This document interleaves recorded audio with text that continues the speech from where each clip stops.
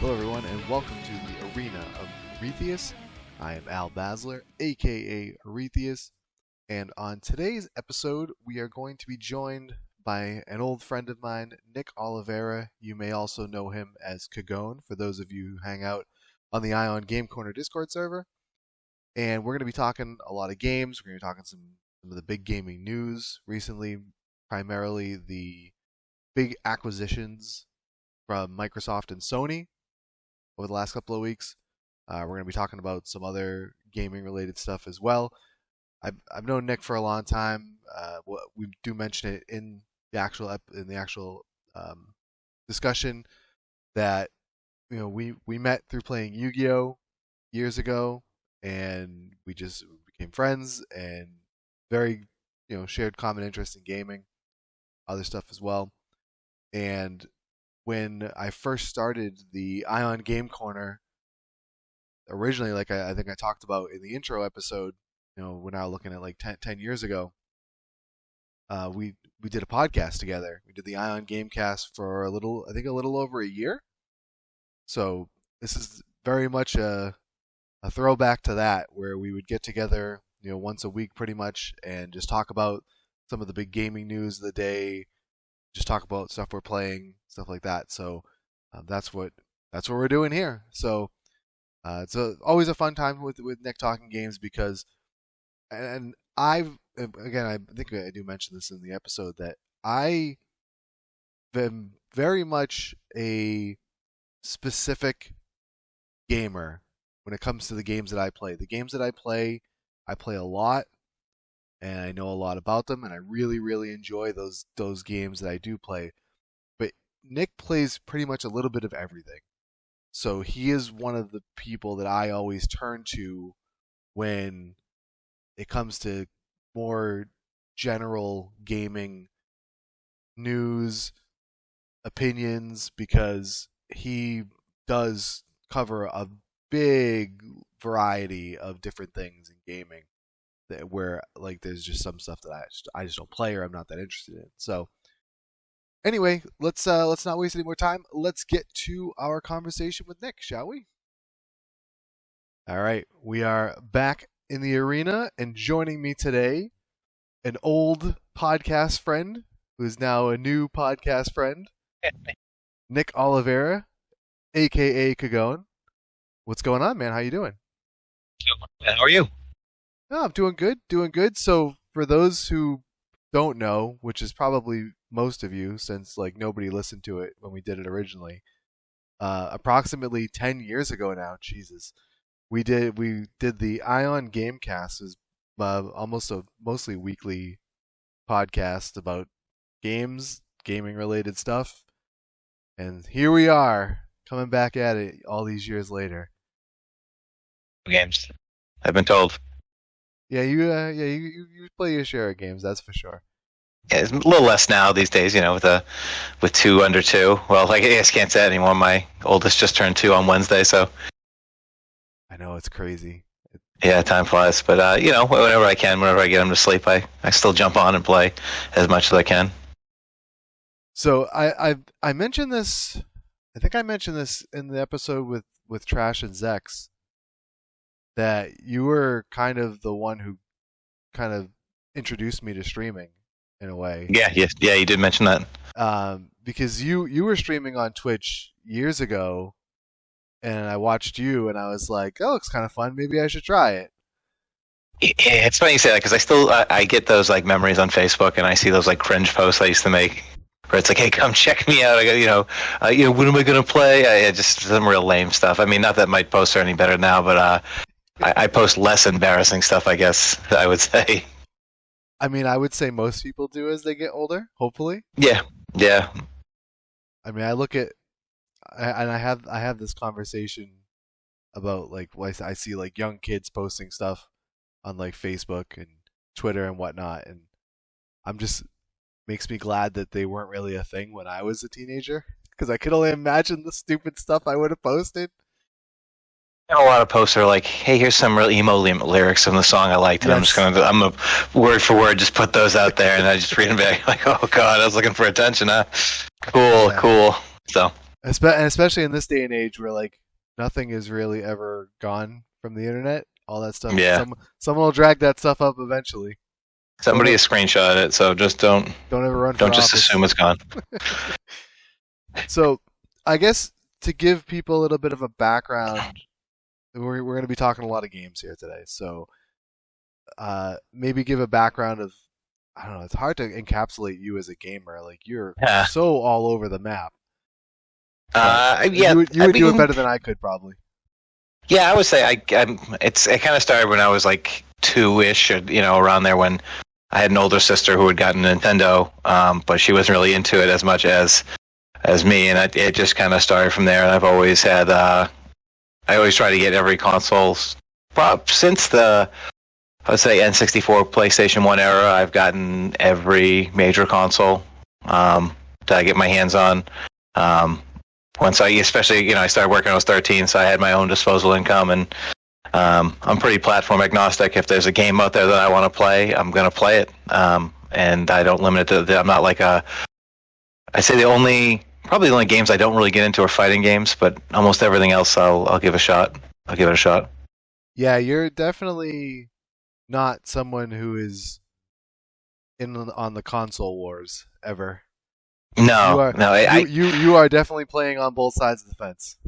And it's so funny because and I see other people I follow on Twitter. Like I see, there are people that like they don't play. They just care about gaming, really. And then you see the fanboys on the other side that whenever they promote one of the consoles, it's like, oh, you're an Xbox fanboy. You're a play. It's like, no, like if you follow this guy, like really follow this guy, like he plays everything, much like myself. Like those are the people I follow, so that's why I'm following him. And just to see the flame out there is just like, no, it's if games are out there and it's I want to play them. They're good for everybody. Like competition's good, and it doesn't necessarily matter that if it's on one console or another. I mean, I know if you're in a less fortunate position, you can't afford to get everything, then I can see where people will get offended by that. But there's also if you buy something and you can only afford to buy that one thing, you want to make sure that the thing you bought is you want that it's good and people like it.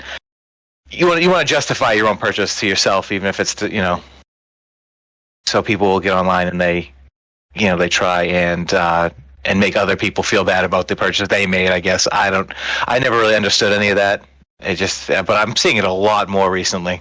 It's the whole idea of like rival fandoms. I've always found weird because it's like I'm really passionate about this one thing and you're passionate about this other thing that's similar yet different, so we're like enemies.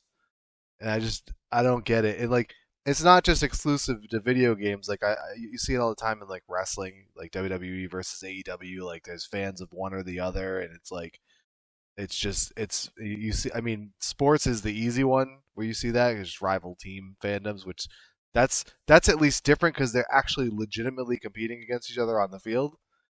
But it's just it always makes me laugh when I see these rival fandoms and these people who are just so passionate in one direction to the point that it's not just that they enjoy what they enjoy, but they have to like try and tear down the other choice. It's like why are we doing this?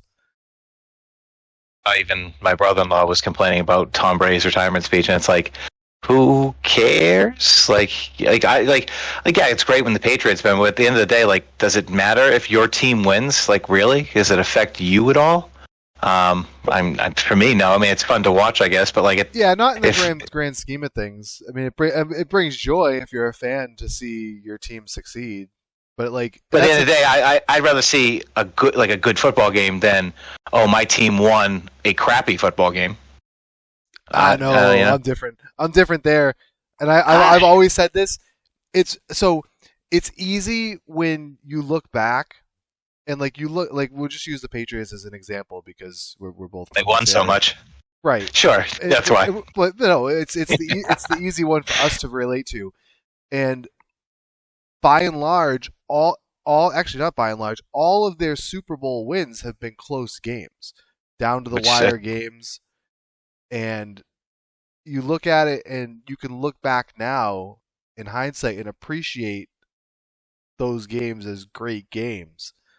But in the moment, I don't want a close, great game. I want my team to blow the doors off the other team and the fourth quarter to be a party. Like I remember the 2008 Celtics championship, and they won it in 6 games against the Lakers, and that sixth game they blew the Lakers out, and the entire second half was basically a victory celebration. That's what I want. I mean, you can appreciate the good games after the fact, but in the moment, I don't want that. I don't want to be on the edge of my seat for 4 quarters.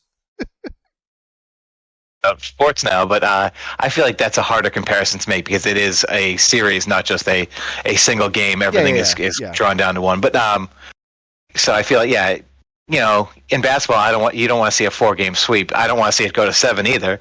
That is too much stress. But I mean, winning in 6 sounds okay. Yeah, I thought about this a lot over the summer because I'm surprised I didn't mention this in the intro episode that I did.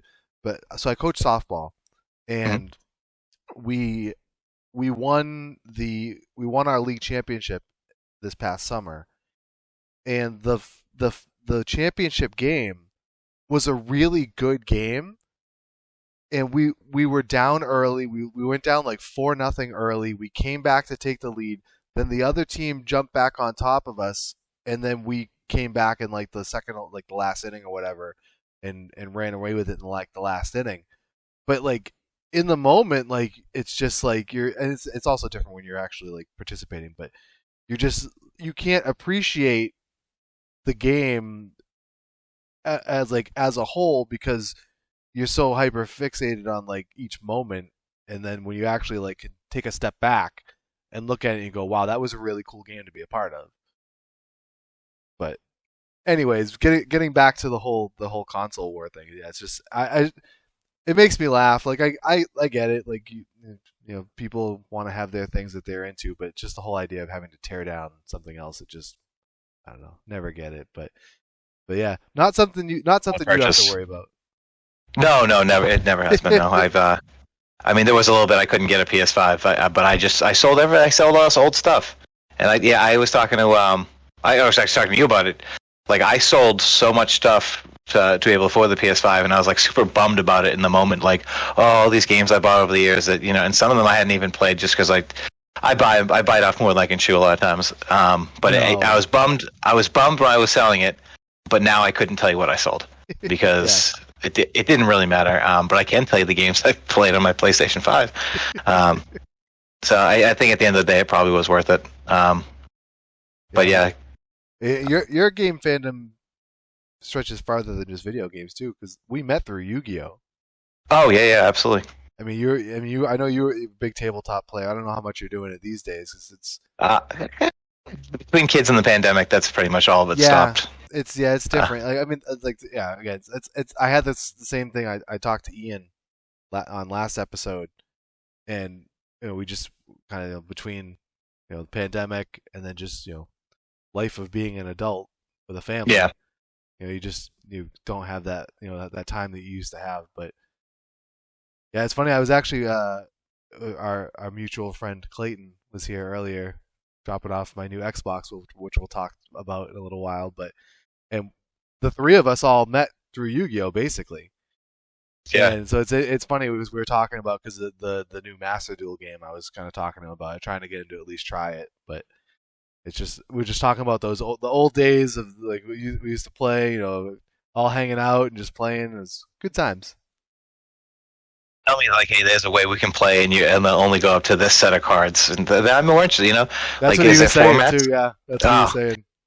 Like when you just like slowly introduce sets to me, as opposed to like here's an information overload of all these cards that you have no idea what they do, and it's a lot to leave a game like that just kept evolving after I stopped paying attention. It's such a different game too than it was, and that was another part of the conversation that we had earlier. Is that, and it also goes back to that rival fandom thing. Like there's a divide now in like the Yu-Gi-Oh player base for the new game, because you have the modern current Yu-Gi-Oh players, and then you have a lot of people like me who are lapsed players who are coming back into it for this game and trying to learn everything. And it's just such a faster game, and it's a completely different feeling game than when we used to play.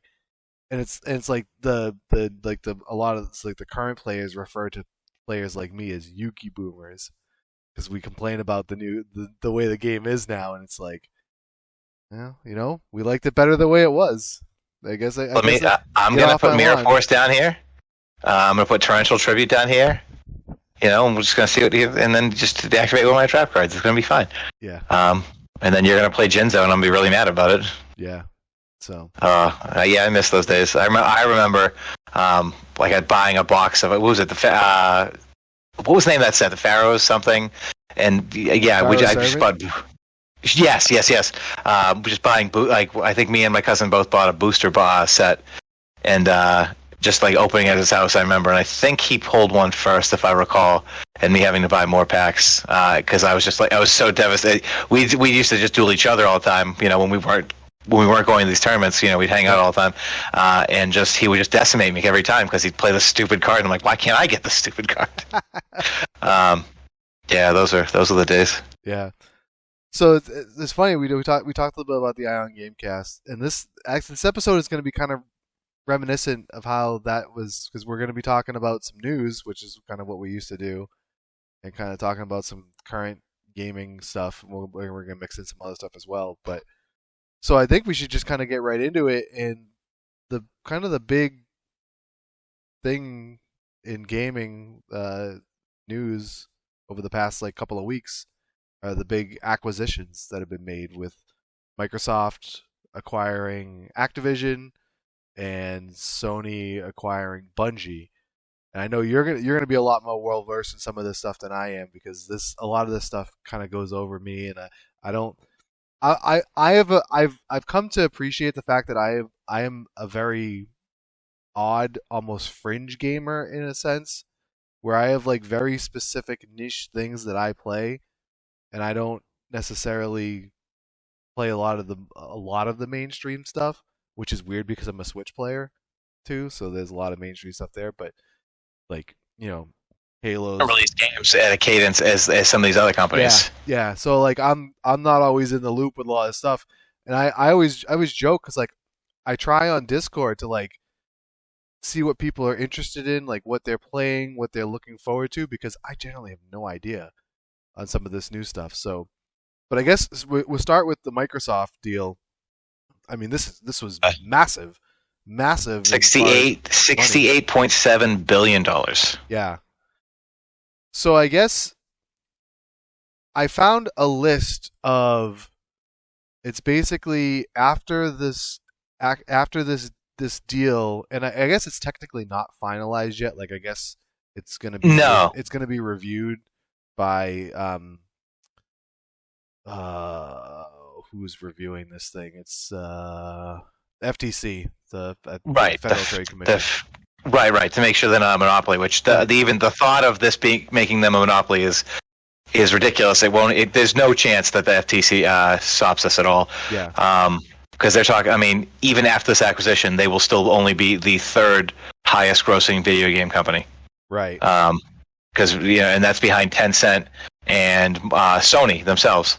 So it's like all these Sony fanboys are like, oh, Microsoft's trying to monopolize the industry. It's like they're still, after this acquisition, behind Sony. So don't. It's kind of a weird thing to say. Right.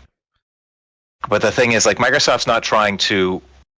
I don't know. They're not trying to monopolize it. I feel like they're trying to strengthen Game Pass. That has been their goal ever since the start, when they launched this program back in 2017, was making this their primary focus for gaming. They don't care if you buy an Xbox at all. They really don't. They want you to subscribe to Game Pass, and you can play it on your phone. You can play it on your PC. You can even stream Xbox Series X games or Series S games to your current Xbox One console if your internet's fast enough, and that's what you so choose. As long as you're paying them that subscription fee, that is what they really care about. And the whole purpose of all these acquisitions is to make it so this service is more appealing to everyone. I think one of the interesting things about that too is that I don't want to say it's a uniquely Microsoft thing that they can do, but it's pretty. Their market cap is ridiculous. It's definitely something they can do that Sony doesn't necessarily have that same luxury. No, because I know, from what I understand, Sony, most of their profits come from their gaming division, where Microsoft's gaming division is kind of like a footnote. Like, it doesn't really matter. Most of Microsoft's money comes from, I don't know, selling an operating system on every single computer in the world. Like, not every single computer, but the vast majority of them run on Windows, and Microsoft's getting a cut of that. And there are also other tech endeavors, but they have their own web browser. They have a bunch of stuff that they get revenue from, and they can kind of just subsidize their gaming part. And as long it doesn't even have to be profitable if it's like a net gain or a net neutral, right? They don't lose a ton of money, then they're fine with that right now. As long as long term, they can turn into something more profitable. Whereas like Sony couldn't afford to do things like this and sell at a loss. Like the thought of their biggest games like Halo Infinite and Forza Horizon 5, and I'm sure the next Gears of War game that's going to come out, the next Fable game that's coming out, that you can play these games at, if you're just doing Game Pass for console or Game Pass for PC, $9.99 a month, or they do the $14.99 a month for the Game Pass Ultimate, to give you these games for that low price when Sony has to charge, now they're up to $70 on their first party games. It's like it's kind of like, well, how can you say that these are the same thing? Like, what are you more likely to do if you don't have a lot of money? But Sony couldn't afford to give you those games for that price. They need to sell these games at $70 for their revenue. Yeah. So just taking a look at this is basically kind of I don't know if it's all inclusive or anything, but this is just kind of major franchises and some other stuff that are now under the Microsoft umbrella. And this is, this goes more than just with the Activision acquisition, but so you're looking at it was Activision, Blizzard, and King. Right. Not that King was. King is a lot of money. It's a lot of mobile stuff, but Activision and Blizzard and Activision had merged a little whiles back. But this is, even someone who is only like passively aware of gaming, like there's going to be so many names here you're going to recognize. So you got Halo, Gears of War, Minecraft. Then there was the acquisition of Ninja Theory, which brought Hellblade, State of Decay, Wasteland, Double Fine, Obsidian's Adventures. And then they had the acquisition of ZeniMax Media, which gave them Fallout, Elder Scrolls, Wolfenstein, and Doom. And now with Activision, what's that? Last year we thought that was like, that's crazy. What a crazy deal that was. How could you do anything crazier than that? Yeah, and then they're like, "Oh, hold my beer," and they grab Activision here, which gives them Call of Duty, Diablo, Overwatch, Warcraft, and then everything else that comes along with Activision. Tony Hawk, right? Tony Hawk, Crash Bandicoot, Spyro the Dragon, Pitfall. Let's not forget, classic Pitfall. Activision Blizzard is huge. The amount of properties that they have now, they own the IP to, and can take all these studios, because they've not only been buying like Activision Blizzard as a publisher, but they've been slowly acquiring developers as well. So you can take some of these developers and just put them on some of these IPs that have been kind of underutilized over the years. Which is that's an exciting proposition. As me, like to see some of the stuff being brought back. Like I know Activision said, Tony Hawk Pro Skater Remake 1 and 2 was phenomenal, and then Activision's like, yeah, we don't really see us doing the 3 and 4 stuff, and it's like, why? Like you modernized 1 and 2 and made them they look great, they play great on these modern consoles, and you're not going to touch 3 and 4, not even make a DLC for that package or any sort of touching up. Like I know, talking to Trash, he's like he hates that stuff, but. For me, it's like, give me an easy way to play these games. I'm just looking for cool, I can bust out an emulator or do this, that, but I want it to be the easiest way possible. If you can run it on these modern consoles and run it at higher frames per second, higher resolutions without a lot of work or patches or mods or something like that, that's what I'm looking for. Like, I don't have a lot of time to game these days anyway. I don't want to fiddle with any of that stuff. Right. Like when I was younger, I used to love the PC stuff, and I built my own computer 5-6 years ago and was doing all that stuff. But now it's just like, give me something on Xbox, give me something on PlayStation that I can just pop it in or hit start and just go. Yeah.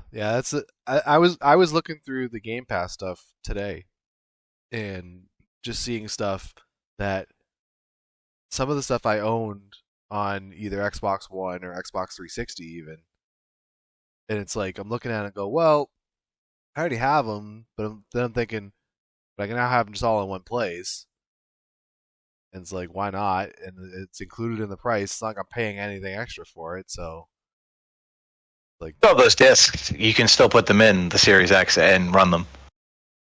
oh really? Yes. Yeah. 'Cause I mean, that's the thing. I'm somewhat of a dinosaur, I think, in the sense of I do still primarily do physical for almost all of my games. You prefer physical, or is it just like there's pre-order bonuses with that stuff when you order it and you want it physical? For a while, I preferred physical, and like I'm starting to get to the point where it's like I just kind of weigh the option of like if I can get it physical and there's no like drawback. Like my biggest thing is, so I'm kind of a hoarder when it comes to games. Like I mean you play a game and then if you don't you'll either sell it or get rid of it or whatever. But like I like keep everything because I always have this like paranoid feeling that I'm gonna want to play something even though I never do go back to it. But it's that feeling that it's there if I wanted to. The time you want to go back to that, you'll probably be able to emulate it fairly easily and not have to worry about it too Right. much. And so I had, you talked about how you pretty much had like all the major consoles, Sure. and I probably wasn't quite on your level, but like I had like growing up I had NES, SNES, Genesis, whole PlayStation, N64, GameCube, and I ended up selling. Dreamcast? I never had a Dreamcast. See, Right. you missed out. But my point is I ended up at one point selling a lot of that old stuff, and then like I always immediately had like remorse because I'm like, wait, I still wish I had it. I mean now I'll just emulate most everything from like those from that era for sure. But like I still like so now I still have my Xbox 360. I busted it out like a year or so ago because I wanted to play Scott Pilgrim, and it was the only place I could do it at the time. That wasn't available on Xbox One? No, no, it was weird. It was an Xbox 360 and PS3, I think, Yeah, exclusive. but all that stuff was backwards compatible, no? It wasn't. I That know, I know, I know. It got removed from sale. Like you couldn't buy it anymore because of some licensing deals. It expired, and that's why it got taken off sale. Like there was a while you couldn't even buy it on PS3 or 360 anymore. Like if you had already right. purchased it, you could download it again, but you could not purchase it new as like a new customer. I mean, maybe it wasn't. I didn't realize it. I didn't know that there was. I didn't. Maybe I didn't look far enough into it to see if there was an actual way to do it. But either way, You have to check later on your Xbox Series X. yeah. If you go into your purchase games, you can scroll down and see if Scott Pilgrim's still there. Because all your stuff on Xbox that you purchased on the Xbox One or Xbox 360 digitally, if it's backwards compatible, you can download on the Series X. Yeah, yeah. I mean, I actually I bought it again for the Switch when they re-released it. Mm-hmm. I just like to have it. Like the idea. I love the Switch. I just love the idea of having a lot of stuff on the Switch. Like I understand that it's not as powerful as the Xbox. What kills me? And yeah, there's drawbacks. I mean, Nintendo's online is generally garbage for the Very most, much so. and so like for like we were talking about Yu-Gi-Oh! Master Duel, and like I'm playing it on the Switch because like I said I love the idea of having it portable, even though that's a tough game because like you're always going to be connected online, so it's like even if you try and go on the go, like it doesn't really help. But and it's laggy.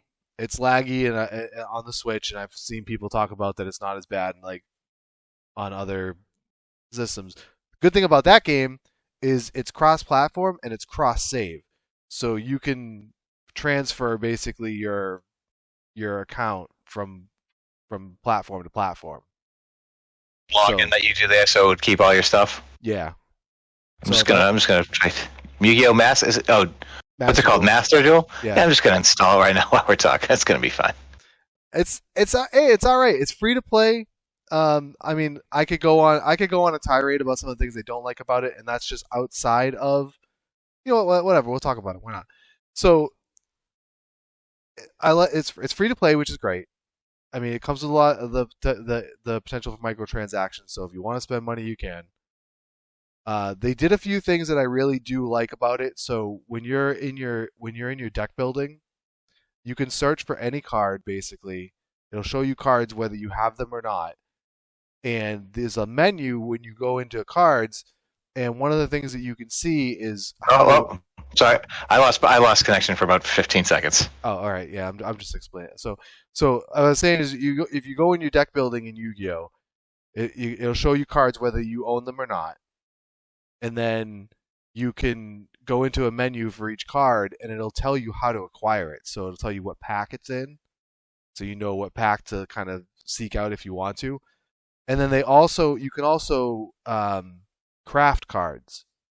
So you get crafting points of various rarities. So you have like normal, rare, ultra rare, super rare, all that stuff.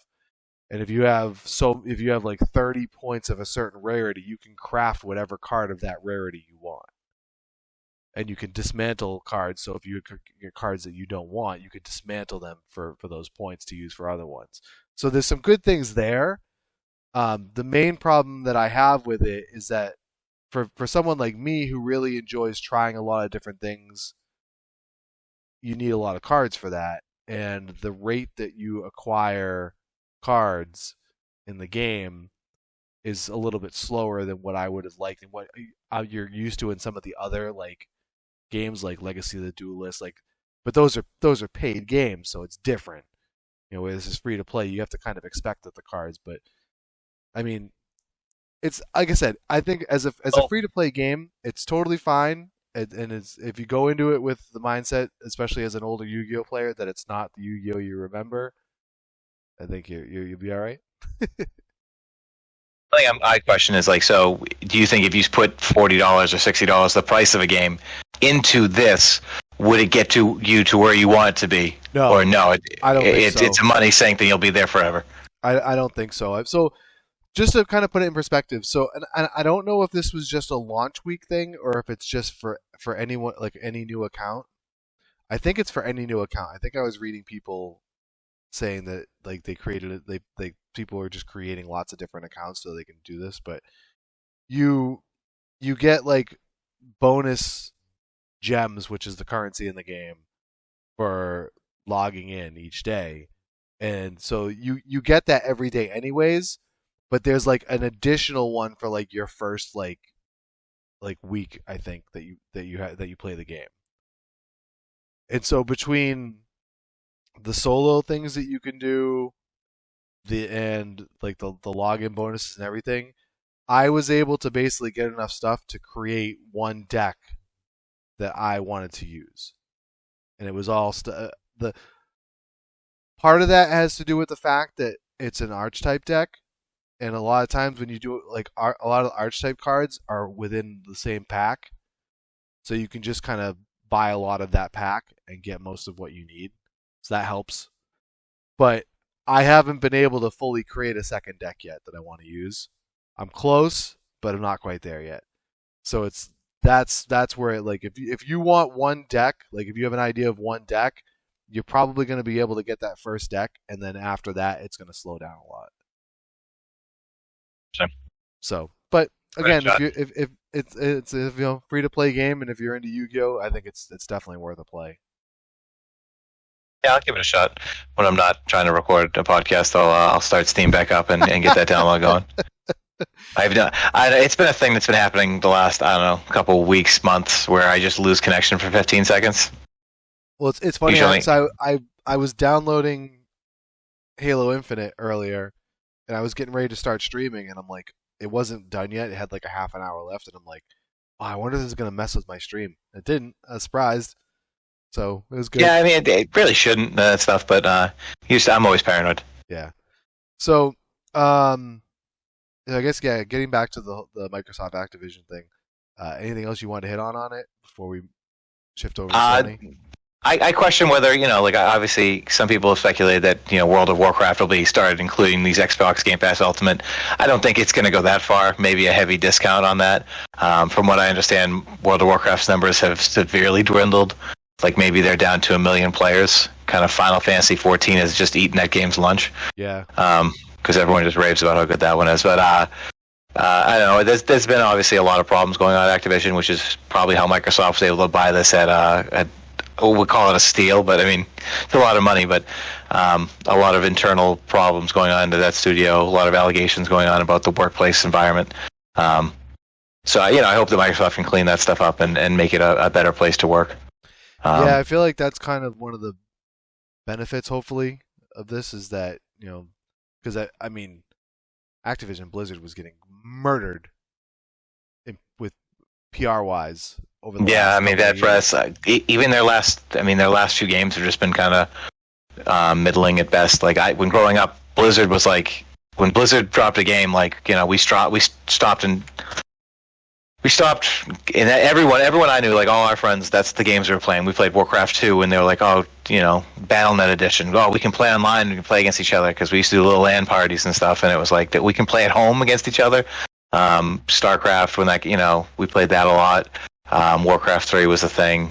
Diablo 2, we played a lot. Diablo 3 was kind of like, I think Diablo 3 is the beginning of the end for that company as far as like the prestige of Blizzard, releasing like perfect games, that type of thing. I mean, obviously World of Warcraft was a huge success when it launched, and we all had fun with that. But they just haven't released anything of note in the last like 5 or 6 years. Like, people like Overwatch, but even that, they kind of just kept tuning that for the professional players and not really caring about the casual players. So it's like the things they kept changing kind of ruined it for the casuals just to make it, because they kept trying to sell that as an esport. Right. And then Diablo 4 has just kind of been delayed and delayed. Obviously the pandemic didn't help anything, but there's a lot of worry with that game as well. Yeah. And then all the studios at Activision that work on Call of Duty, like Infinity Ward, Treyarch, and Sledgehammer Games, hoping that they don't have to do this treadmill where it's like, all right, just keep pumping out that Call of Duty every year, because I feel like there's no innovation in that either. The last good one was Modern Warfare, which was Infinity Ward's 2019 game, and in 2020 was Black Ops Cold War, which kind of was like kind of a letdown, and then no one's talking about Vanguard anymore. So if Microsoft can give them some breathing room and say, hey, maybe you don't have to release one of these every year, you can kind of just take some time, maybe every other year, and I don't know, people seem to really appreciate games now having like a longer tail. Like even Ubisoft, who used to annualize their Assassin's Creed games, have just kind of been to a point where, all right, here's one game, like one big game, and we're going to sell DLC and support it for the next. I mean, I think I saw that there's Assassin's Creed Valhalla came out in 2019 at the launch with the new consoles. I think it's November 20th, around there. And there's still new DLC coming out for that this month. So they're just supporting their games longer, which seems to be doing well for them, obviously, because they keep doing that as opposed to their approach of new Assassin's Creed every year, just keep churning them out. So hopefully Microsoft can kind of change some of those habits that they have as well. That's been something that's bothered me for a while, especially because it plagues a lot of the games that I play a lot with, like the EA Sports games. I thought you were going to say Pokemon. I mean, Pokemon less so, but it's like... Because that's another franchise that's been kind of pushed to annual releases every year. Yeah, even though it's like, they're not always like mainline, it's weird, but like... They want to make sure every Christmas there's a new product that says Pokemon on it, though. Yeah, that's not wrong. But like, you look at like EA, and like you get all the different games that come out every year. And like, I would even be a fan of, even if they went every other, and just because there's not that much appreciable change in a lot of these games from year to year, and it's basically in the case of sports games, it's like somewhat updated rosters, and then whatever if they do make small tweaks and adjustments. But I feel like if you were to go on to like a 2. I mean, I think 3 would be even better, but I don't think you'll ever get it. But like a 2-year development cycle, I mean, they update the rosters throughout the year anyways, and they don't charge for that stuff. So it's like you could. They just charge you up front. That's $60, $70, whatever they're charging. Right, but I mean, I mean, it's not like you have to do DLC to get the updated rosters. Like every week the EA puts out a roster update for Madden. Yeah. So so you see that, and it's just like, I wish they get away with that. It's that you just, as for me, for someone who's played those games for so long, like you kind of get used to, okay, this is what it is. Okay, time for next year's game, and then time for the next year's game. And then all of a sudden, like, I started playing games like Animal Crossing and like Monster Hunter Rise and stuff like that, and like those are games that have a decently long shelf life, and they add stuff in, whether it's paid DLC or not, and they just support the game over a longer period of time, and it just, as a consumer, you feel better about it, like you're getting more out of your money that way. I'm more at the point now where I'm buying the sports games. Like, I used to buy like NHL. I remember buying NHL every year. I used to have, people over every Saturday night, and we'd just pass the game controls back and forth and play NHL, especially with my friend Steve. That was our game. We bought NHL every year, Madden every year, NBA 2K. I think ever since the 360 came out, when they displayed, like, 2K6 was like the premier game. Like, oh, look at the sweat on these guys' faces. Was when I fell in love with the 2K basketball series, and I've kind of stopped buying them yearly. It's kind of here's the key, man. You just speak with your wallet. I've switched to buying them biannually. So now it's, when I see the changes every other year, it's like, oh, this is what they changed. Now that's changing suddenly with Madden getting folded into not Madden itself. EA has had their own subscription service. I can't remember the name of it now. EA Play, EA Access, something like that. Yeah. I think there might actually be two different ones. But they folded that into Game Pass. They have some kind of partnership there, so that's included in my Game Pass Ultimate subscription. So I've seen that benefit where after, like, last year, Madden 21 came to Game Pass in, like, I think I told you it was March. So it's like, oh, cool, I have Madden 21. And if they do that again this year, I'm going to have Madden 22 in March. So it kind of defeats that purpose. But to me, I'm already subscribed to Game Pass. Right. For me, it's like, I feel like I'm selling it, or I'm trying to sell it when I talk about it. But it's just something I've enjoyed and found value in. Where it's saved me a ton of money as someone who's bought more games they can count, to tell you, when they're just like, hey, here's every 2 weeks, it's like, here's 8 new games coming to the service, and it's probably 1 or 2 of them that I'm interested in, or have heard of at least, and would like to check out, and maybe I wouldn't have bought that game, but I might go ahead and play because it's on a service that I'm already subscribed to. Yeah. But yeah, the sports games themselves, they kind of need to tone it down, but the problem is they won't, because that all the money in those games is actually not even in the sales of it. It's the Ultimate Teams, like FIFA, Madden. They all have their own, like, even NBA 2K has their own little version of that, where it's like, I'm talking to one of the guys at work, Marcus. He, like, when he buys NBA, no, he's buying virtual currency and making my player and playing online, and it's just like, oh, you're one of those guys that just spends all your money. Right. Like, he might spend less. Obviously, most people spend less money on video games than me, but when he buys 2K, he is not just buying 2K for $60 or $70 and saying that's it. No, he's going to spend another $50 here, another $100 here, and it's like he might spend $400 or $500 in that one game every year over the course of the year. But, like, still, it's like, yikes, that's that's not where I want to put my money. Yeah, it's a lot. I mean, I've always been of the opinion that, if you feel like you're getting your money's worth, then great, cool. I'm not gonna criticize you if you feel like you're enjoying your time and you're getting that money's worth. But it's just it's when you just don't even think about it and you just, like, throw the money out there. It's like, I don't know. When Legends of Runeterra came out, the card game from Riot Games, I had a little bit of a problem when it came out, but I was enjoying the hell out of it. And their whole card model is completely different than Yu-Gi-Oh! Like, they have, like, the different regions in the world, like was it Piltover Zon, and I can't think of any other ones right now. Demacia, but they have, like, those are like their sets or whatever, and you could pick a set and start earning free cards that way. But every single card could just be bought outright. So if you wanted to make a deck and you had money, just throw a little cash their way, and that's your deck now. You could try and earn for free, but I don't have that kind of time. And again, when you're having so much fun with something, you're like, yeah, I do want to throw a little bit of money at this because I'm having a great time with it. That's a game I probably played that for a good 6 months, and when no one else jumped on with me as much as I, was tooting the horn on it. So I eventually did drop it, but I do like to go back time to time. They add a single player element to it. Yeah, not to go too much farther down this rabbit hole, but like I felt that same way about League of Legends. When I first started playing, I'm like, I'm never gonna spend a dime on this game. It's free to play, and I don't even want to tell you how much I've probably spent on it at this point. But I don't regret it because I've gotten so much out of playing and watching League that I don't mind supporting it. Right. But that's another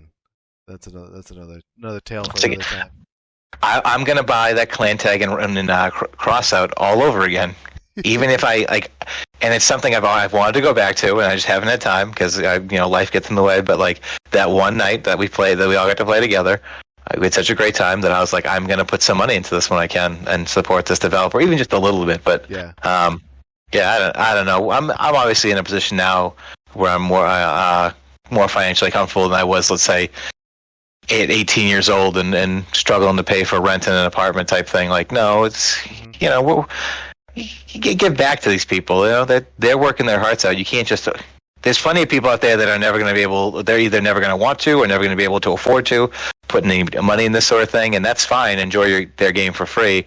They need people that can support them to try and help them. And when I can, I feel like I should. Yeah, as someone who loves the hobby, I felt that way about City of Heroes. I mean, I was a subscriber to that game from almost day one.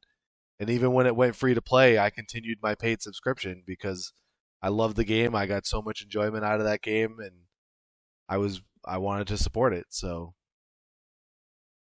but I know I see both sides. Activision, no, we just go right down these rabbit holes. Christ. Yeah. But yeah, so I guess we should hit on the Sony Bungie thing. I don't think it's not obviously as big of a deal money wise. Or even news wise. I mean, Bungie's kind of only known for their one thing right now, which is Destiny. Basically just Destiny. I mean, obviously Bungie has a storied history. They, I want to say they originally, the original Halo was like not a first-person shooter. It was a completely different idea. They couldn't get off the ground, and then they started making PC games. They started with a game called Marathon. And then Bungie was approached by Microsoft and said, hey, we'd like to purchase a studio and have you make this console shooter for us with the launch of our console. And they kind of repurposed their name Halo and some of the ideas they had. And that's how Halo was born back in, I think, 2001. And then at some point, Bungie was unhappy with Microsoft and they wanted out. And Microsoft was more than happy to say, fine, go independent. You're free to go. Anyone that wants to stay and keep working on Halo, we are going to form a studio called 343 Studios. And so Bungie kind of split at that point, and they were independent. And then Bungie started their, I think it was a publishing deal with Activision, where they released Destiny 1, some DLC for that, and then Destiny 2. And then I guess that there was some kind of deal, something in that deal didn't go right, and Activision and Bungie kind of split, and Bungie was able to self-publish that game not the game itself. Destiny 2 was published by Activision, and then some of the expansions later were self-published by them, and they had to remove BattleNet integration on PC and stuff like that. But they were happy being independent. So I was surprised when they were like, yeah, let's go get under someone else's umbrella again, considering that they haven't had the greatest relationships with some of these partners. Right. But I think that Sony was more, from what I understand, Sony is looking for more for not another studio to make single-player games, because they already have plenty of those. They have Naughty Dog that makes the Uncharted games. They have Guerrilla that made the first and second Horizon game that comes out later this month. They have, who's the other one? Naughty Dog also made Last of Us. Sony Santa Monica made God of War, and God of War Ragnarok is coming out, I think, this year maybe, depending on how development's going. So they have all these studios that make these grandiose single-player games. What they want from Bungie is their expertise in the live service field, the type of games where they want to be able to support games for a long time, with continual updates. Because Destiny 2 is still, I think that somebody showed numbers last week where it was they had 800,000 people playing Destiny 2 a month before their new expansion. So there's nothing new. There has been nothing new for this game for like the last 3 or 4 months. Like they kind of stopped updating their last expansion because they're like, oh, we're all working on the new one, so it's going to be dry for a little bit, and then the new one will be out. That's also at the end of this month. It's a very big month for games. Everyone's just trying to dump everything in February before the fiscal year ends. But and they're also touting over 1 million pre-orders for that new expansion. So Sony wants Bungie's expertise in live service games and the ability to support games. So it's more like they're leveraging their experience and knowledge more than anything else. Yeah. I think one of the interesting things I saw was that they almost came right out and just said that, there's still going to be a multi-platform developer. It's not just going to be... Stuff is weird.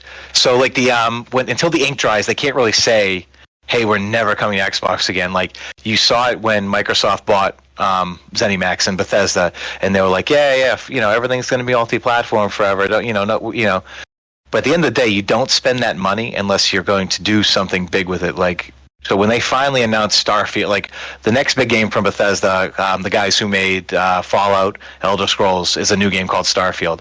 And when the ink dried in that deal, Microsoft came right out and said, hey, this is coming to Xbox, PC, done. It is not coming to PlayStation.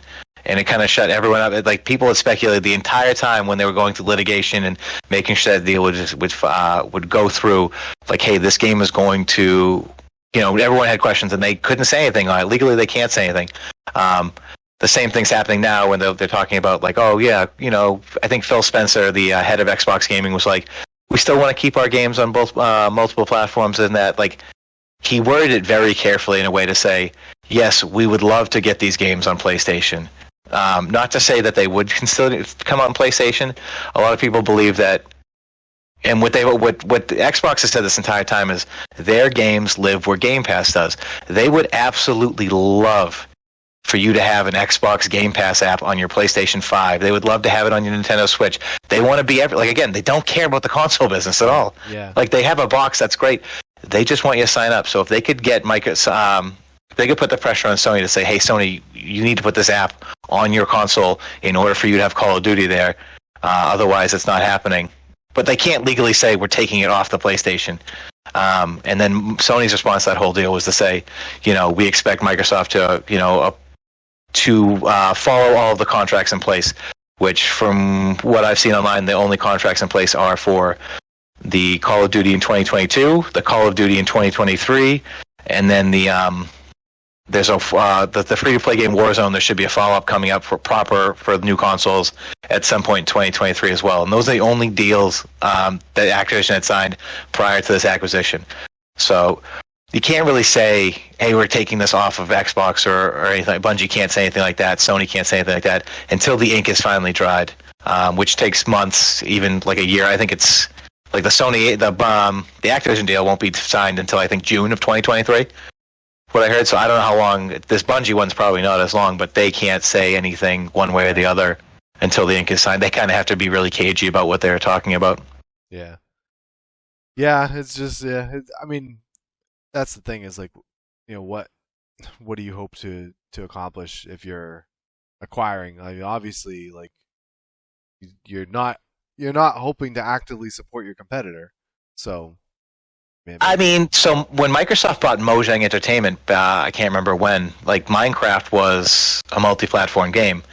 Microsoft has been more than happy to continue that support on other consoles, including PlayStation. They did not take that off. So it just depends. Like, they run the numbers. I'm sure there was talks at Microsoft whether they would sell Starfield on PlayStation 5. And then, they run numbers and whatever analysts figure out that, hey, keeping this off of PlayStation will, yes, cost us X number of dollars, but it will help strengthen Game Pass. So somebody's running the numbers somewhere to say whether they can or cannot do that. And if the graph goes one way, they're going to say, yeah, we're going to take it off Xbox. If it goes another way, they're going to be like, no, we have to continue selling on Xbox as well to make that profit. Yeah, that makes a lot of sense. So I mean, look at whatever. I mean, you look at it this way. Not that it changes much, but like, so the MLB games, the show was that's a Sony San Diego game, has been since, I want to say, mid-2000s. They've released that, and those are probably one of the better regarded sports games. Even as a yearly franchise, they do, their fans seem to be really happy with the work they do every year. when they finally, the MLB pushed back on Sony and said, "Hey, you can't make this game exclusive anymore. We need you to make this for other platforms." That wasn't Sony's call. That was their partnership with MLB was like, "Yeah, if you want this exclusive baseball license, you have to release on other platforms. Otherwise, we're going to have to use this." Because, I mean, 2K had that license. They shared the license for years, for a while. There was, an MLB 2K as well as MLB The Show. But, like, at some point they have to, that was kind of their hand being forced. But, right, like, MLB ended up being the Show 21 was, like, the first next-gen game from a first party. I want to say that's true, but it was definitely the first next-gen game, like, exclusive game that was on the Xbox, and it was a PlayStation Studios game.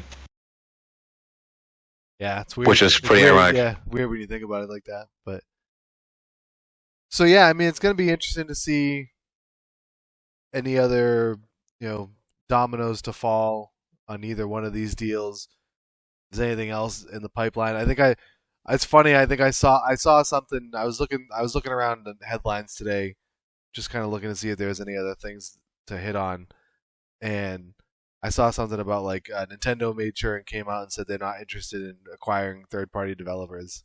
Like, Nintendo's never been worried about what anyone else is doing. Nintendo only worries about Nintendo.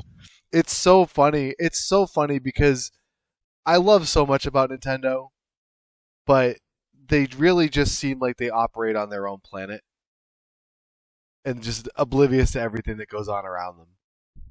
Like everyone else is trying to get faster consoles and stronger consoles. Nintendo's like, I don't know, what if you could play it on the rooftop with your friends? Is that what you guys want? No, go for it. They've always been beating their own drum. Yeah. Like I said, I love the Switch. I love the concept of the Switch. I love everything about the Switch, and it's just unfortunate that it does, just not have the capabilities, the power of other platforms. Basically, every other platform. I wonder if you will still feel the same way when you've had your Series X for a little bit, because the thing that has made me hate my Switch more than anything is playing these new consoles. The ability to load into a game super fast. I mean, like super buttery smooth frame rates. Switching between games is really quick on the Xbox. Like all that stuff has made me just, when I go back to the Switch and you see it run at 30 frames a second, and you see like chunky textures and bad draw distances, and you're like, why? See, I think that's not going to bother me as much because I've never been like a big graphics or a big performance guy. Like I don't notice some of that stuff, and I don't know. So I think it won't hit me as hard.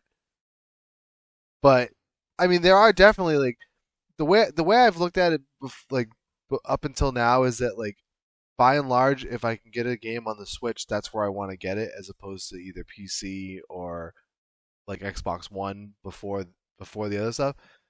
But like there are definitely games that I think about, like, and I think one of them was actually like WWE 2K20.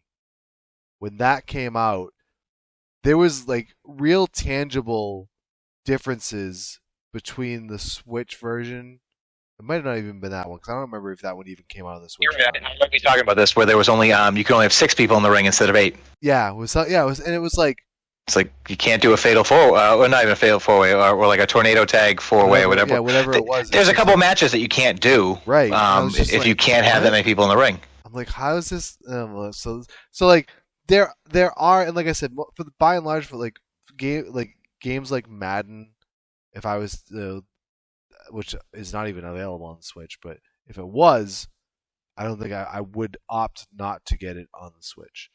Yeah, see, you know what? You're the problem, because EA decided long ago that it did not support the Switch. Yeah. That their games weren't a good fit in the Switch, and people wouldn't buy them there. So you're the reason why I don't have Madden on the Switch, because I would buy actually Madden on the Switch. That is appealing to me, to be like, hey, can I play this? I do. There are some games where I play for like 15, 20 minutes at a time, as you know. If you follow my thread on Discord, occasionally I'm posting how, like, currently I'm playing Ape Escape. I got to play a good 30 minutes for that today when I was waiting for groceries, because everyone does online grocery pickup now. It's not just me. So you pull up to the spot in the allotted time they tell you to show up, and you still wait past your allotted time because it took them so long to get to you. But I was totally fine because as I'm playing a game. I don't care. Don't get me started on groceries. I went on a mini tirade about that yesterday. But I just if you have a handheld game, it's pretty great. You just sit there and you don't worry about it. You still get your groceries delivered though, right? Yeah. See, I want to go to the store and I want to look that guy in the eye as he breaks my eggs and puts them in my truck. So I guess all right. Very small aside here. So I've been doing Instacart for like 3 years now. It was even before the pandemic. I was doing Instacart, and by and large, I've had pretty good experience with Instacart. Every now and again, you get a clueless shopper, but I will say that if there's ever an issue, Instacart's very good at either giving you a credit or refunding you for whatever item was messed up. And like just an example, so Ash loves goldfish, and so we'll get like the big box, like the 30-ounce milk carton. Yeah, like the big milk carton thing of goldfish. So smaller aside, Delilah, my 2-year-old, also loves goldfish. That's what we buy. Keep going. But yeah, so I always get that big one for her because it just she eats enough of them, whatever. Value. It's just math. Yeah, here nor there. So last week I picked that. The guy got a smaller, like the much smaller was like I think the big one, I think it's like 30 ounces, and like the small one was like 6. And he got the 6, but didn't replace it on the app, so I get charged for the big one. And it's just like $7. Right. It's just like, what are you doing? Like, so like, and so something similar happened this week where, what did it? Oh, I ordered a 4-pack of tuna fish cans. Four tuna fish cans. All of a sudden, I get a notification. But that's what? It seems like 4 too many, but okay, keep going. Whatever. So I get a notification on the app that there's you get notified if they replace something and you can approve or request something different. So I got a notification and I saw, okay, so it must have been a different one. But then I realized that the price was like $32, and I'm like, what? Well, I'm like, did they like literally just like, did they go out and catch the tuna right now? Like, what's going on here? And I realized that the replacement was 4 packs, and I'm like, so then I messaged the shopper. I'm like, hey, like I just saw this. I'm like, it's like 4 packs. Like, I'm guessing you got 4 individual cans, and you put the wrong item in. And then she was just like, oh yeah, she's like, it'll fix itself when I check out. And I was like, she was like, yeah, it was. Oh no, she was like, oh yeah, I got you 4 cans. They didn't have 4 packs. So like, is that okay? And I'm like, yeah, it's great, but like, the app is telling me I'm getting charged for 4 packs right now. Like, can you please change that? She's like, oh yeah, when I check out, it'll fix it. No, that's not how it works. How Instacart works is you get charged based on what the app says your order is. It's not what the actual like store receipt is. Which I found that out the hard way, because I remember like one time like I got something and it was like $10 more expensive than what the receipt actually said it was. So I was like, hey, why am I getting charged like $15 for this when it was actually $5? And they're like, oh well, the store set the price on the app, blah blah, and so whole other thing. So but like, I shouldn't have to explain this to the shopper how to do this. Like, does Instacart like train these people at all? Like, do they? No, they don't tell them how. Like, why should I have to explain to you how this works? But so I might be abandoning Instacart, because when I first started doing it, not every like grocery store had like a delivery service, but now they all seem to have their own delivery service. So might as well go just directly to the store and not take the middleman out. But anyways, rant over. But yeah, so I think we touched on the major stuff as far as like these big acquisitions go. So what I did want to do, what? There's probably more acquisitions coming from from what people are saying, that like this is the acquisition season, like end of fiscal year. If anyone's trying to be bought, like people are speculating that Capcom could be purchased. They're on the table. Who is it? Sega might be on the table. Square Enix might be on the table. So who knows? Yeah. So This may not be the end. Oh no, yeah. I mean that's where the FTC comes in, and they got this whole idea of monopolies, which I don't think is ever going to be a concern. But when you have these big acquisitions, they're going to have to look at it. But so I just got an Xbox Series X, and I want to pick your brain a little bit here, because I know you've explained some stuff to me, but I'm not always with it. So I need you to teach me a little bit about this new system and the Game Pass specifically. So I already got Game Pass Ultimate. I've committed to that. Yeah, for at least a month, right? So how? Yeah. I'm gonna stick with it. But so how does this work as far as the games go? Like, if you grab a game on Game Pass, like, do they cycle games in and out on the Game Pass, or is it if it's there, it's there? So they and they're pretty good about telling you what games are leaving and when they're leaving. Like just looking at the Xbox game, if you on your PC even just type in Xbox and open the Xbox app, it also gives you the same thing that your console is. It'll show you, but typically they give you about 2 weeks or so to tell you, hey, a game is leaving Game Pass. They come in on like the first week and third week of the month, and they leave on the second and fourth week, based on the deals that they make when they get these games on. Like I know, and they also, any games you can have the option to purchase these games if you want to own them. If you're not done playing them and you still want them in your library, there's a 10% discount, I believe, on any of those games. Gotcha. Off the list price. So if you still want it, they'll give you a discount and you can buy it before it leaves the service, or you can do what I do and try and finish it before it leaves. So it doesn't matter whether you install it or you run it cloud. If it leaves you no longer have access. Gotcha. Okay. I was curious about that. Yeah, just because it's installed does not mean if it's off Game Pass you lose access to it if you do not own the license to the game. Okay. But you have to think, so anything owned by Microsoft is never leaving that service. Like, you don't have to worry about, just like Netflix, if you're watching a show that Netflix has produced, there's not going to be a time where that show leaves Netflix. Like, cause stuff leaves Netflix all the time, leaves and comes and all that. And you might say, oh, that movie I wanted to watch, it's leaving, Netflix will say it's leaving at the end of the month. You're like, okay, I got to watch it. It's a similar thing, but, Ozark, me and Jackie are watching on Netflix now. That show will never leave Netflix because Netflix owns that show. Why would they take it off their service? It's a value to them, and so Halo's never going to leave Game Pass. Forza's never going to leave Game Pass. In fact, they own a lot of studios now, so a lot of the stuff is not going to leave Game Pass. But then they make deals with these smaller companies. There's games out there that I wouldn't have tried. Like, what was one that there was a game called Carrion that was like, it was a Metroidvania, but you play as the monster. Yeah, Zex was playing that on stream for a while.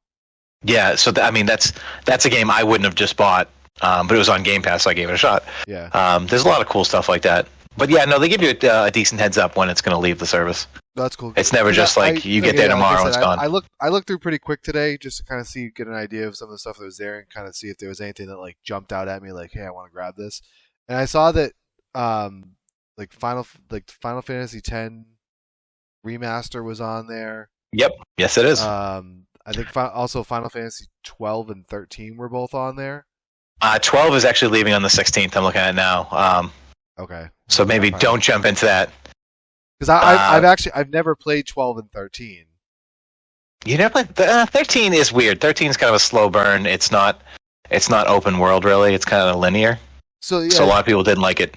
Yeah, 13 I felt from people I've talked to that have played it seemed very polarizing. But like, so I played the demo of 12 before it was coming out, and I didn't really like it, and so I never picked the game up.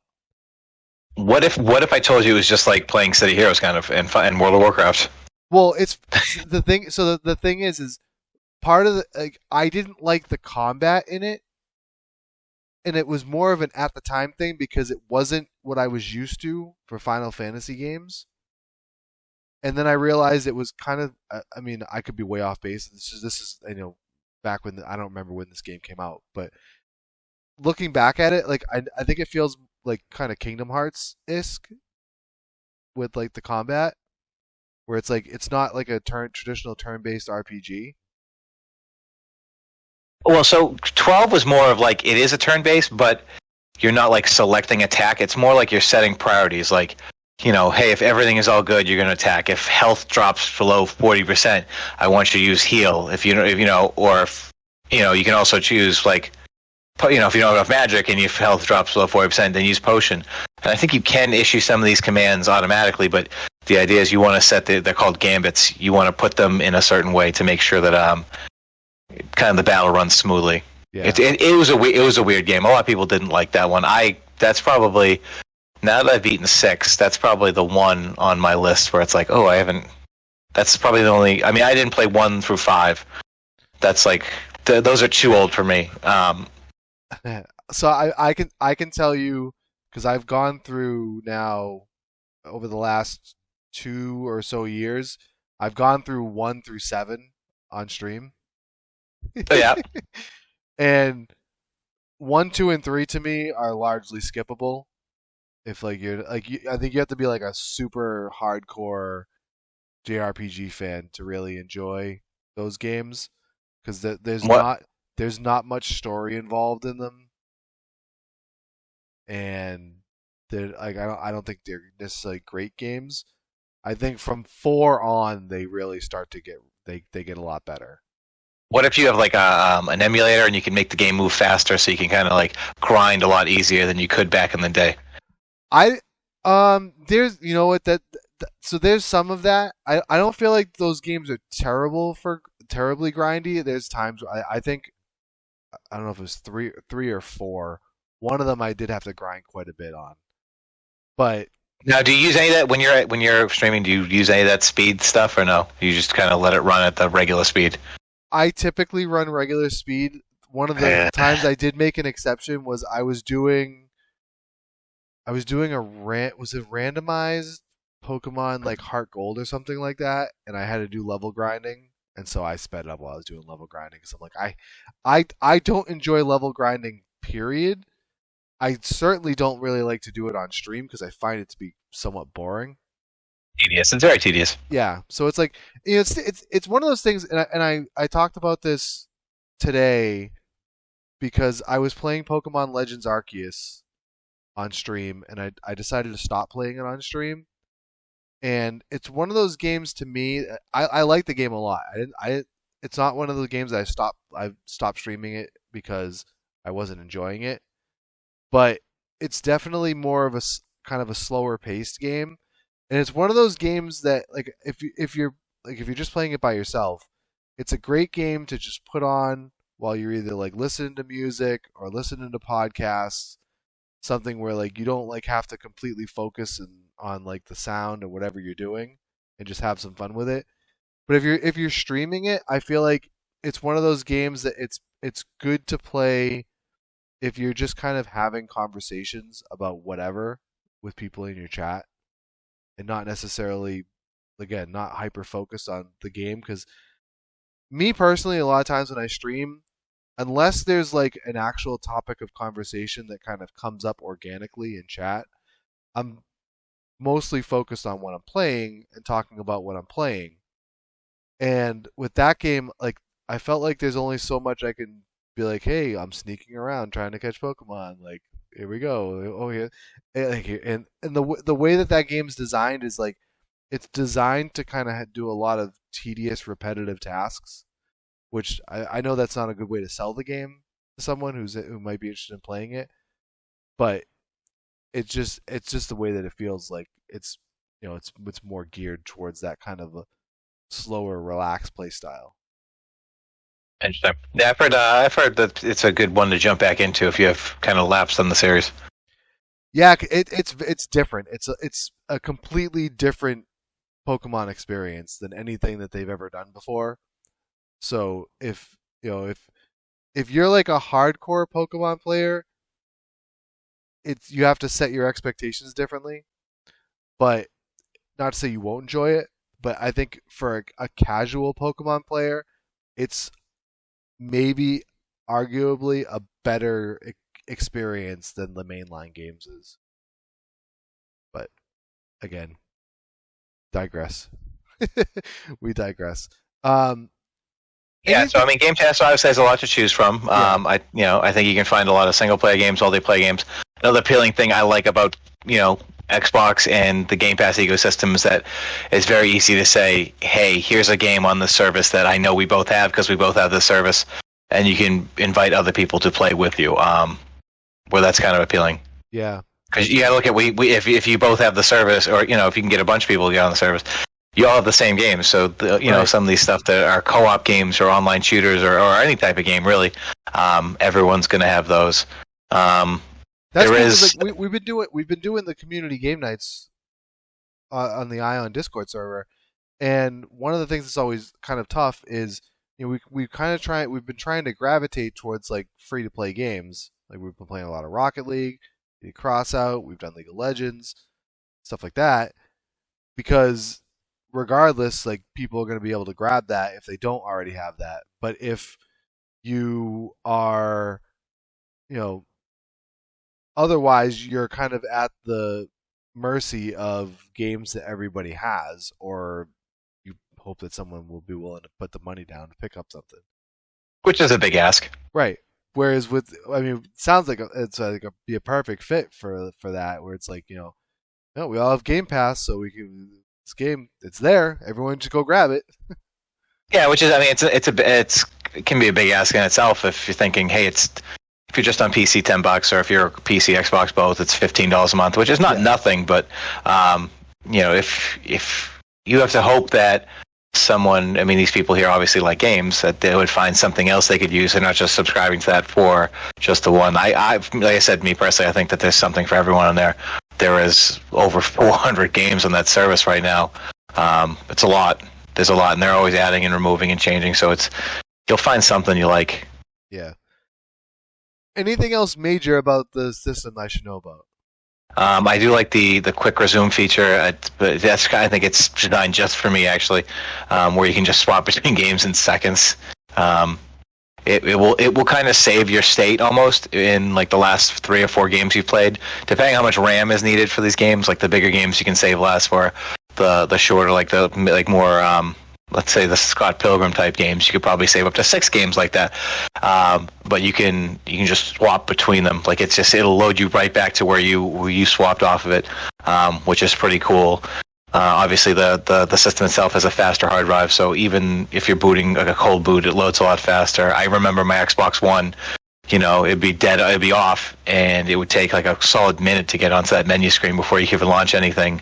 And both these consoles, but talking to you and your Xbox, you can be in a game within like 30 seconds. Like it's like 10 or 15 seconds into the dashboard, choose a game, and you're in. Especially if one of those games, like the thing about Quick Resume is that even if the system becomes unplugged, it's still saving your state there.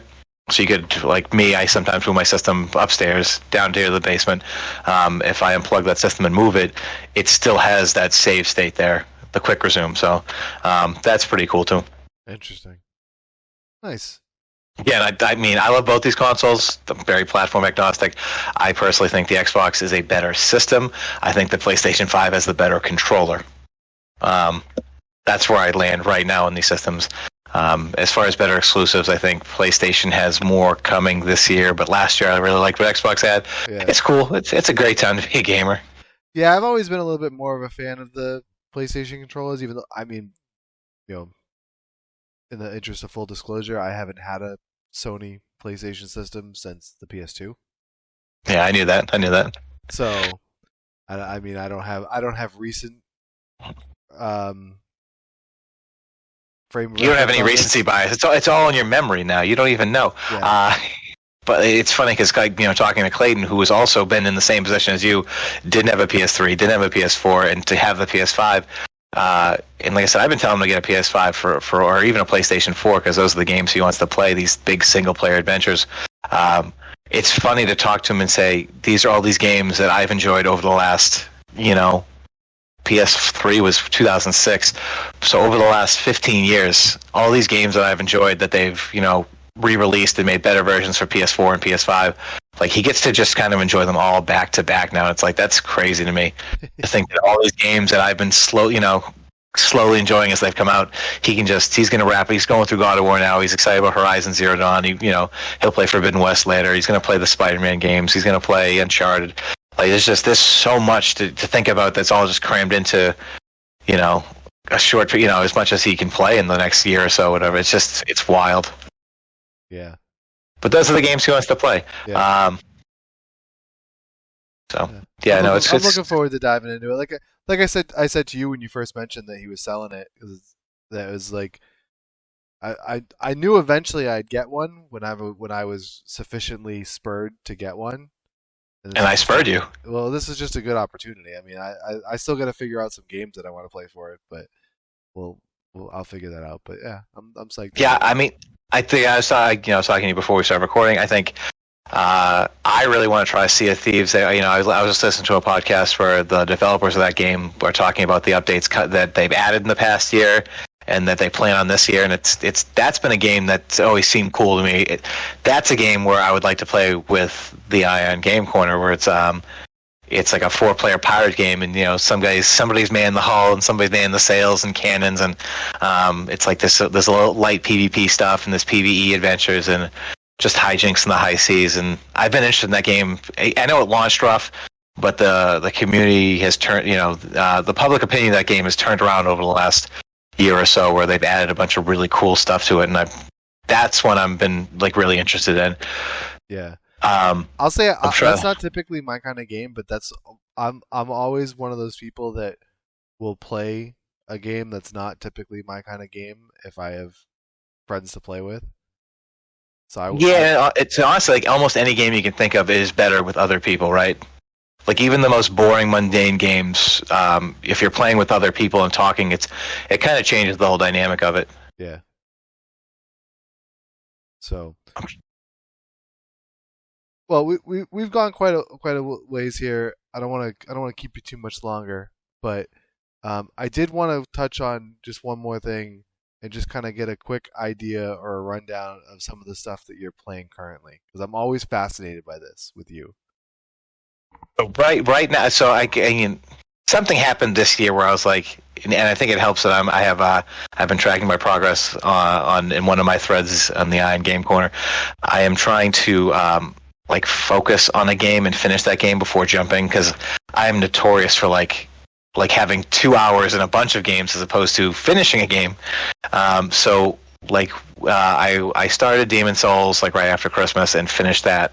I finished that right before I ended up getting COVID, and what that allowed me to do was have some free time to just myself, and I was able to beat a few games in a short period of time because I had some time on my hands. So I started and finished Guardians of the Galaxy in a 2-day span, which was like 18 hours.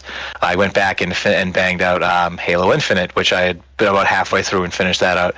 I started and finished Resident Evil Village. Death's Door was another one that was about 8 hours. The Gunk, that was only like a 5-hour game, but that was another one where I started and played 2 hours of. The Gunk was more of like I think Zex tuned in a bit. It was it's kind of like a game where it's a cute little, like, you're just sucking up stuff in the environment. This Gunk, and as I want to explain this one because I'm sure most people haven't heard about it because it's not like your big mainstream Resident Evil Halo stuff, but yeah, you just you're like cleaning this planet up and finding out what happened, like where this stuff came from and where are all the people from this planet, because clearly there was a civilization here, and that was kind of cool. And then on my little handheld, I slowly was picking away at Final Fantasy VI. I finally finished that last week.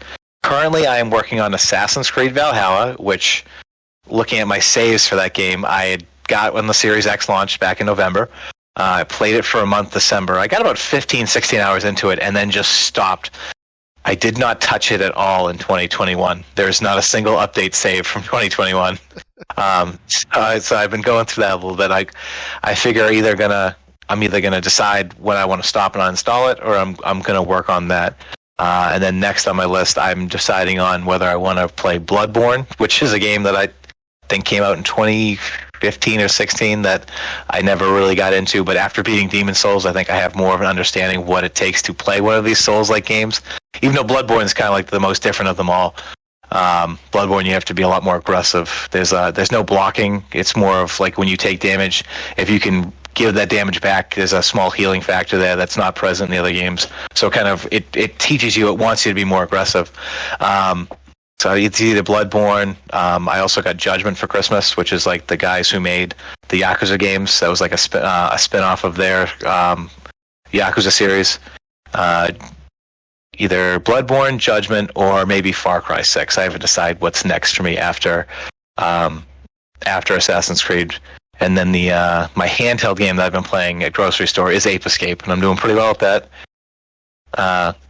So I'm going to see if I can finish that. Zexo love seeing you play Bloodborne. I know that. I know Trash is proud of you for Ape Escape.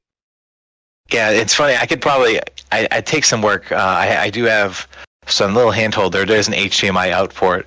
I could potentially stream that, but that thing runs pretty. Like there are parts in so maybe it's running it accurately. I never played the original Ape Escape, but there are parts in that where there's like an open water and it's a big area and it starts to get a little framey. And I'm wondering if that's like as designed, because like something I didn't realize. I played Ape Escape pretty much all the way through, and I don't remember it ever being that bad. I had issues with my controller when I played that game, but that was a me thing. But I don't remember the frame rate ever being that terrible. But again, I'm somewhat oblivious to a lot of that stuff when I'm playing, so maybe it was there and I didn't notice it. Trash. I never realized. Trash would be the one who knows. I never realized it like until I was trying to on this machine emulate Legend of Zelda: Ocarina of Time, that game is locked at 24 frames a second.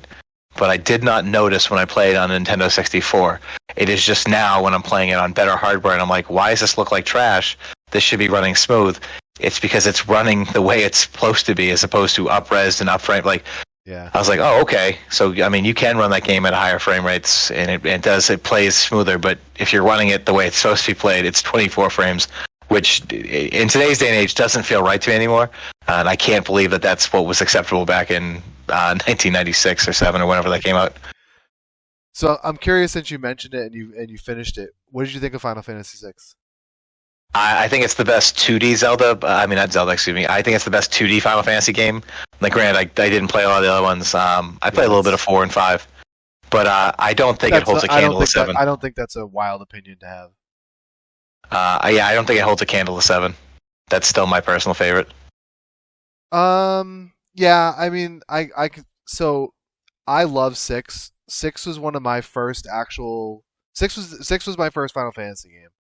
And it's one and of 7 was mine, so maybe it's biased. One of my first like true like RPGs that I really played, and I love everything about that game. I love the cast of characters, the soundtrack. I love the soundtrack of that game. I went back and I played it about a year or so ago, and I just still enjoyed it as much as I did the first time. Like it's funny that the soundtrack to Final Fantasy VI was the first actual video game soundtrack I purchased ever. I got it imported from Japan. It was like a three disc set. Love it. What did I say? Some of those characters were weird to me. Like towards the end, like I like the beginning characters, but then like you get to who's the guy that just copies the mimic guy? I forgot his name. Go-Go. Yeah, Go. He was weird.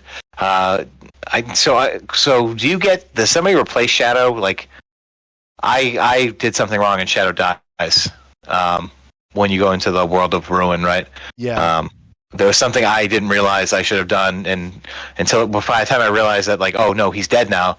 It was too late for me to do anything about it. Is there like one of these characters, like the Mog, or no? Can you have 13 party members? Yes. No, there's no character that's dependent on you losing Shadow to be able to acquire. Okay. So it's just you just don't have Shadow available to you. So because I thought Mog was lame. Stupid. Mog actually.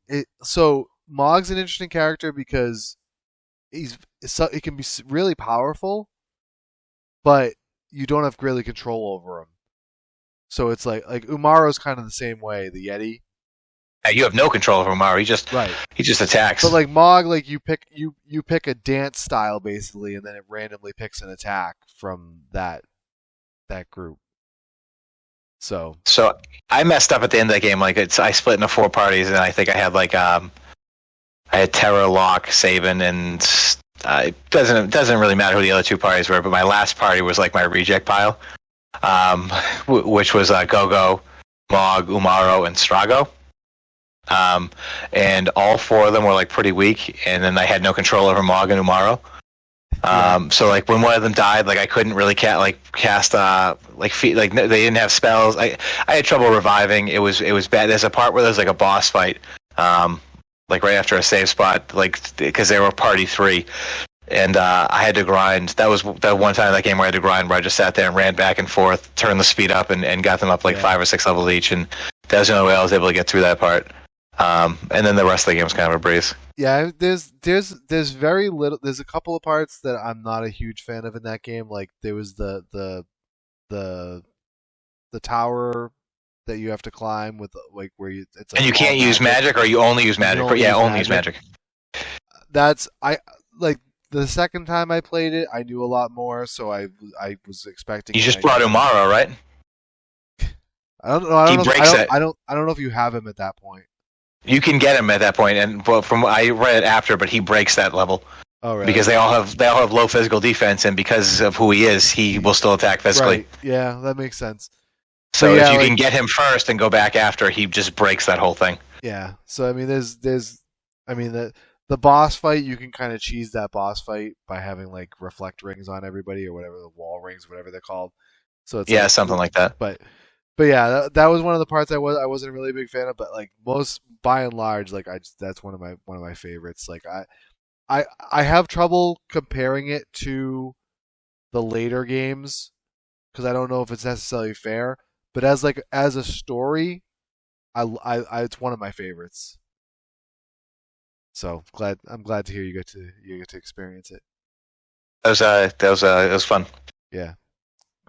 Cool. So I think we'll get ready to wrap up, and we'll do some plugs, I guess. So let everybody know if they want to hear more or find more of your stuff where they can. I'm pretty much at Kagone on any platform: Steam, PlayStation, Xbox, Switch, Discord, I think as well. But you probably need some numbers that they can't find. But you can find me on the Ion Game Corner. All my streams post there as well, and I'll be there in the chat. Pretty much at all times. Just when I only sleep about 5 hours a night, so there's a decent chance that if you say something, I'm going to respond to it. Cool. Yeah. So check it out. Twitch.tv/Kagone when he streams. Oh yes, yeah. It's a good time, and you're contrary to what, and I forget whether it was Trash or Zex who described it as gaming ADD. I believe it was Zex. But yeah, I think you're getting better with what you're focusing more on finishing games and stuff. So yeah, like I didn't buy Dying Light 2 yesterday because I said to myself, I need to finish Assassin's Creed before Horizon Forbidden West comes out, because that's going to be the game I focus on. Nice. So I'm trying. Cool. Yeah, I appreciate you coming on, man. I love having you on to talk video games, because you're definitely one of my go-tos when it comes to game chat, because like I said, you cover the board on all sorts of gaming stuff. Like I said, I'm very niche in a lot of my stuff, so I'm the stuff that I play and the stuff that I know pretty well, but I feel like you are the Swiss Army knife of gamers that I know. So we'll definitely do this again sometime soon. So appreciate you, sir, as always. Thank you. Anytime. There you go, guys. That was Nick Kagone, however you know him. Always a fun time chatting games with him. Guy just knows so much about so many different types of games, gaming consoles, gaming stories, ideas, things. It's always fascinating. Like I said when I asked him what he's playing, I'm always really fascinated by what he's playing at the current time, because like I say, he does touch so many different things, and I'm not as well versed or up to speed a lot of times on a lot of the current stuff. I do spend not as much. I'm getting a little bit better at it these days, but I would like last several years I would spend a lot more time playing old retro games than I would playing anything current, and so I'll always rely on Nick to kind of know what's big, what's coming out that I should be paying attention to. So definitely always a fun chat with him, and we'll have him on again pretty soon probably to talk more gaming stuff. So, but yeah, I hope you guys enjoyed it, and as always, we'd like to remind you guys if you're interested in more of my content, you can always check out the archives of this podcast, both on YouTube and on Spotify. You can catch my streams on Twitch at twitch.tv/Aurethious. Right now it's Monday, Wednesday, Friday, and Saturdays, all starting around 5 o'clock p.m. Eastern Time. So if you're interested in tuning in for those, I'd love to have you by. You can catch me on Twitter. It's at Aurethious on Twitter. And for the Ion Game Corner Discord server, the links are on screen if you're watching this as a video, and they'll be in the description either way. Come join us. We've got our content creator friends like Nick, also our friends Zex and Trash, who we talk to, Flaring Flames. So a whole bunch of fun people doing some fun stuff on Twitch. We have community game nights on Friday nights that we'd love to have more people join us for. And we also have our Pokemon leagues and tournaments, and I'm assuming we'll be doing some other stuff in other games as well as we go forward. So check that all out. We'd love to have you hanging out with us. Also, anything else? I think that's everything I need to plug. I think we got everything.